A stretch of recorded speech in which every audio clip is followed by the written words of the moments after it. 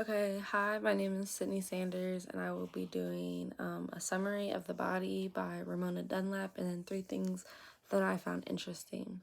So, at first, she talked about basically the history of Victoria's Secret and how it is the brand that it is today, and the founders and all its history and stuff.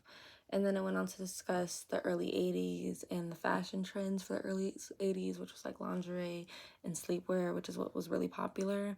And then it transitioned to the 90s fashion and how people wanted a more simplistic, modern, more casual look, which is a big difference from the 80s. And then it discussed how later in the 80s or later in the 90s, women went for a much cooler, sexy look along with showing off the curves on their body. This is also around the same time that body modification became popular, and the main points of the presentation were fashion trends, beauty standards, beauty modifications, and how certain brands try to be inclusive and make everyone feel comfortable in their product. Three things I found interesting were number one, how I recently, like over the summer, watched a documentary on Hulu about the Victoria's Secret angels and that history.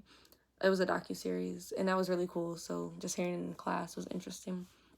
And then the second thing I found interesting was how quickly like beauty standards and fashion changed from like decade to decade. And then the third thing I found interesting was just how male beauty standards aren't really discussed the way that women's beauty standards are, and how it should definitely be like a focal point for a lot of people. Yeah, thanks.